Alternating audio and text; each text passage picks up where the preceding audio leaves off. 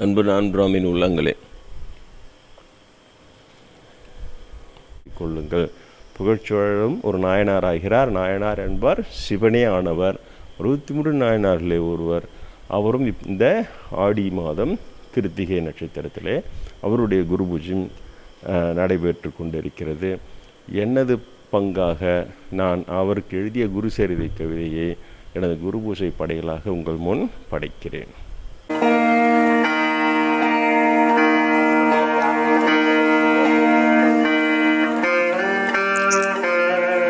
திருச்சிற்றம்பலம். புகழ்ச்சோழ நாயனார் உறையூரை தலைநகராக்கி உத்தம ஆட்சி செய்தான். நிறையூராய் செழிக்க வைத்தான் நின்ற புகழ்ச்சோழன் மன்னன்.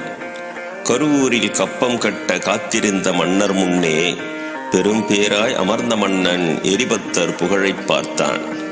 சிவகாமி என்னும் பக்தர் சிவத்தொண்டிற் பறித்த மலரை சிவபக்தன் மன்னனின் யானை பறித்ததால் சிதைந்தன மலரும். சினந்தெறி பக்தரும் பாய்ந்து மாய்த்தனர் யானையை பாகரை.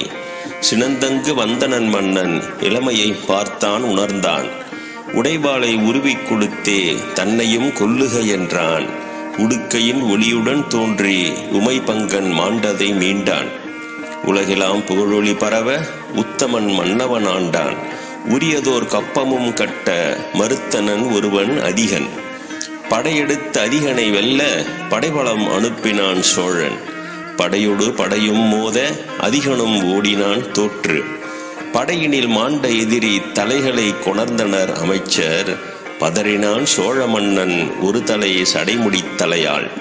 கலங்கினான் உள்ளமும் மன்னன் காப்பனோ சிவநெறி என்றான். கலங்கிய மக்களை தேற்றி சடைத்தலை தலையினில் ஏந்தி கடுந்தீ முட்டியே பாய்ந்தான் பிராமணர் அல்லா பக்தன். கையிலையும் ஏகினான் மன்னன் புகழ்ச்சோழன் நாயனார் ஆனார். பிராமணர் அல்லா சாதிகள் அர்ச்சகர் ஆகிடச் செய்வோம். பிராமணர் அல்லா பக்தர் பக்தியை மதித்து வாழ்வோம். பிராமணர் அல்லா மன்னன் புகழ்ச்சோழன் குருபூஜை இன்று. பிராமணர் அல்லார் பிராமணர் வேற்றுமை கலைந்து வாழ்வோம். ஓம் புகழ்ச்சோழ நாயனார் திருவடியிலே சரணம். திருச்சிற்றம்பலம்.